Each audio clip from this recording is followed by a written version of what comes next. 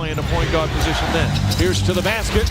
Lots of contact. Count it out. Supremely underrated for some, but extremely overrated for others, Paul Pierce was known for being a mercurial star who could put up points in a hurry on a team that struggled to regain its glory. He was the superstar of the Boston Celtics during the early 2000s, right at the time when this team struggled to find an identity good enough to reclaim the success the franchise had during the 80s. Pierce basically had the unenviable task of carrying the legacies of Larry Bird, Kevin McHale, and Robert Parrish. But it was in 2008 when he finally proved why he was a true champion and the truth. And to understand his 2008 run, it's good to get into a bit of the backstory. You see, Paul Pierce was always gifted in one thing: the ability to put the ball through the hoop. He made sure to show that in college when he averaged 20 points a night for Kansas as a junior.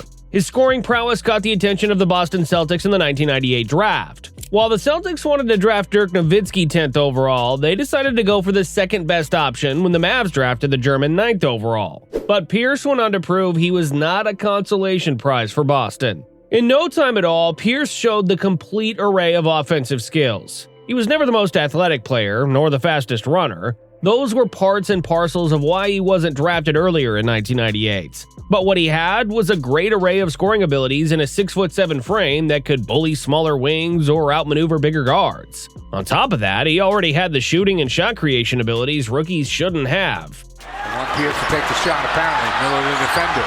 Paul rises up. So, at the end of the 1999 season, he was averaging 16.5 points while shooting over 40% from the three-point line as a rookie. Yet, he finished behind Vince Carter for the Rookie of the Year award in a landslide victory for the high-flying wing. Had it not been for Carter's highlight reel plays, Pierce could have given him a good run for his money for that award. But this was merely one of the instances that showed Pierce's initial status as an underdog in the NBA. Pierce continued to rise through the ranks of the NBA's best small forwards. By his third season in the NBA, he had become a legitimate star. He missed the All-Star game that season, mostly because he was simply a good player playing on a bad team.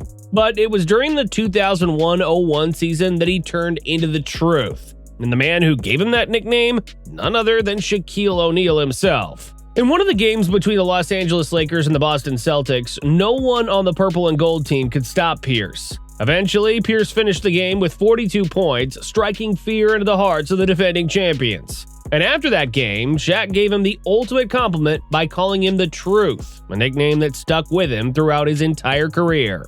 Yet, while he was the truth in terms of his on-court abilities, Pierce struggled as the franchise player. The Celtics had a respectable roster that fielded names like Antoine Walker and Ricky Davis, two players known for their scoring abilities as well. But they never had a complete team around Pierce. Doc Rivers basically had to coach a Boston Celtics squad that was never short on scorers, but struggled in terms of big man presence, playmaking, and leadership. And speaking of the leadership part, that was when people started questioning whether or not Pierce had the leadership abilities that the old big three of the 80s had. Paul Pierce, according to Phil Jackson, is still the heart and soul. Draws the foul, banks it in! If they weren't missing the playoffs by a few games, the Celtics were a middle-of-the-pack team that couldn't really contend with the better playoff teams in the East. Basically, the team lacked the personnel and veteran presence to challenge for a title, even if they had Pierce scoring 20 to 25 points a night. Change was needed on that roster, and it happened during a fateful 2007 offseason that eventually led to Pierce proving in 2008 why he was a winner and the truth. Team executive Danny Ainge looked at a proud franchise stuck in the middle and decided that playing it safe was no longer an option. He flipped the 5th pick for Ray Allen on draft night. Then he landed Kevin Garnett from Minnesota. Suddenly, Paul Pierce had help that actually fit. A scoring sniper who bent defenses at the arc. A two-way big man who owned the paint and set a new tone in the locker room. You could feel the shift even before opening night. It was now a grown-up team with a grown-up mission. Doc Rivers leaned into that new identity right away. He trusted Rajon Rondo to run the show. He trusted Kendrick Perkins to do the dirty work. He welcomed James Posey, Eddie House, Tony Allen, Leon Poe, and Glenn Davis into defined roles. Tom Thibodeau arrived to coordinate the defense. Practices turned into seminars on positioning and communication.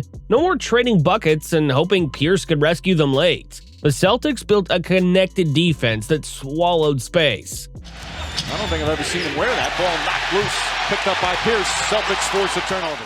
Pierce bought in. That was the most important piece.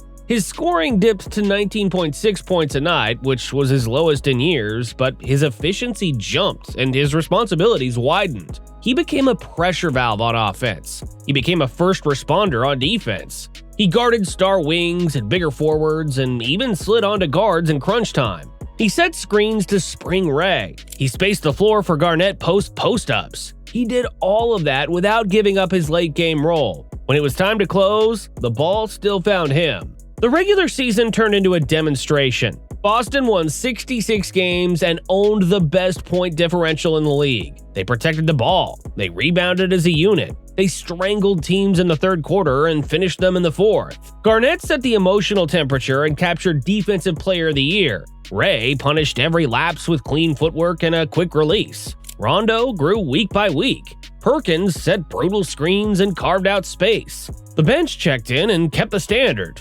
Through it all, Pierce stitched the group together. He was captain, translator, and late clock shot maker in one. People sometimes forget how hard that spring actually was. A 2008 playoff run did not glide because it was a huge challenge for a team that had to be constructed overnight in 2007. The first round brought a young and fearless Atlanta team. Boston dominated at home but could not win on the road. The series went the distance and exposed all the nerves that come with new expectations. Pierce fought foul trouble and trapped coverages in Atlanta. Back in Boston, he attacked the rim early, set a physical tone, and steadied the group.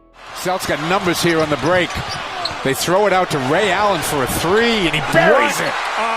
Game 7 turned into a statement. Boston suffocated the Hawks and won by a huge margin. Pierce finished with 22 points and never let the energy dip. Cleveland was next. That meant LeBron James. The series slowed to a crawl, and every possession felt like a chess match on blacktop. Both teams won at home for 6 straight games. The old questions crept in again. Could Boston win ugly when shots were not dropping? Could Pierce carry the weight of a game while still doing the little things? Game 7 answered that cleanly. Pierce exploded for 41 points. LeBron had 45. It became an exchange of haymakers from two wings that could score from anywhere. Pierce mixed pull-ups, post fades, and hard drives that created contact. He hit a huge corner three after a scramble. He pulled down a critical rebound in a crowd. He broke the Cavs' trap with a simple give and go to keep the clock moving. P.J. Brown buried a late jumper, and the Garden shook, but it was Pierce who controlled the temperature from start to finish.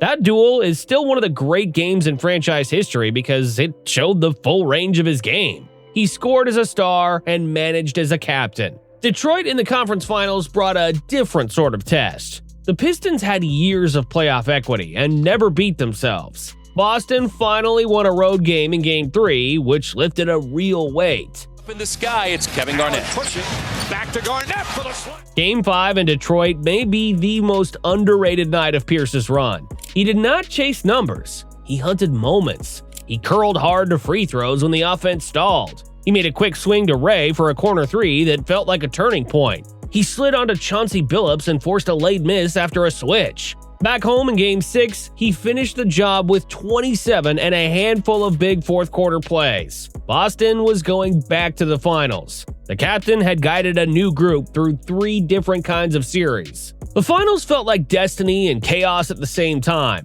Boston against Los Angeles. Pierce against Kobe Bryant. Game 1 delivered a story that will live forever. Pierce banged knees, crumpled, and left in a wheelchair. For a few minutes, the building felt like it had lost its breath. Then he walked back out, checked in, and hit 2 threes in a row. The place erupted. He finished with 22, and Boston took the opener. That sequence became shorthand for the resilience that defined his year.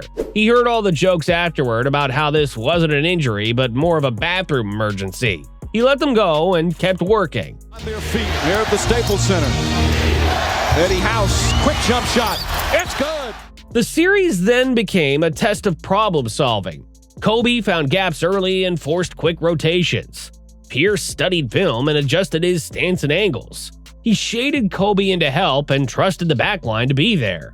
He switched with Posey to keep a fresh chest in front. He closed the space and then challenged high without fouling. Offensively, he attacked mismatches when the Lakers tried to hide a guard on him. He played the series like a man who had waited 10 years for this chance. Game 4 in Los Angeles is the one everyone remembers. Boston fell behind by 24 and the building turned into a party. The Celtics didn't blink. They chipped away with extra stops and extra passes. Posey hit timely shots. House hit a pull-up in transition that stung. Garnett battled on the glass. Pierce was the connector and the closer. Doc put him on Kobe for long stretches in the second half.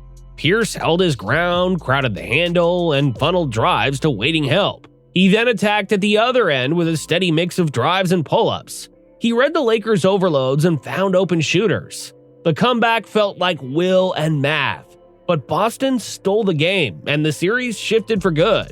Los Angeles won Game 5 to extend things. Then Boston responded with one of the great closeouts.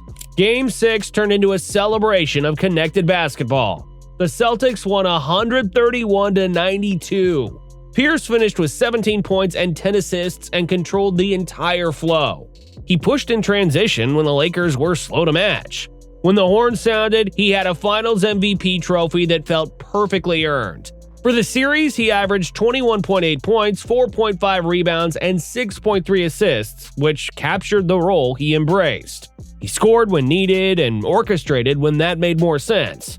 What made 2008 different for Pierce was not only the ring, it was the way he won it. He didn't chase the box score, but shaped games. He guarded the toughest covers late. He absorbed traps and short clocks and still found answers to the questions the Lakers threw at him. Jackson is still the heart and soul, draws the foul, banks it in, and one!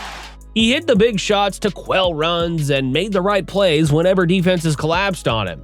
Then there were the sacrifices he made. Sacrifice often gets tossed around like a slogan, but Pierce made it concrete. He went from 25 to 19.6 points without a fuss. He let Garnett take the biggest voice in the huddle. He understood what Ray needed to stay lethal. He invested time in Rondo and let the young guard learn through mistakes. He empowered role players. Posey could close games because the captain didn't care about the optics. P.J. Brown could play crunch time in a Game 7 because winning was the only metric. That attitude travels through a roster. It gives everyone permission to focus on the next possession and not the next headline. There is a piece of his story that deepens all of this. In the fall of 2000, he survived a violent stabbing incident. He was stabbed 11 times and still played all 82 games that season in what was a great display of resilience from the star forward. It was this kind of resilience that brought him to the grandest stage in 2008, where he showcased his ability to deliver at the highest level possible. It was also just as important that he won his first title against the Lakers. The franchise had watched the Lakers surge in the early 2000s. There was history at stake, and there were ghosts in the building. Pierce didn't run from any of that. Instead, he celebrated it. He used it without letting it crush him. The brace of that pressure often reveals who a player really is. In 2008, he revealed a complete and confident star who had learned how to bend a game to his will without breaking his team's rhythm. The run also delivered a gift to the city beyond the parade. It lifted a proud franchise out of a long lull and gave new fans an identity that matched their parents' stories.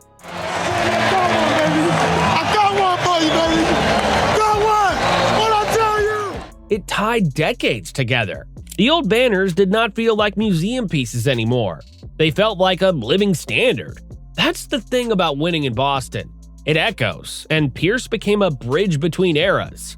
He honored Bird and company by making the number in the rafters feel active again.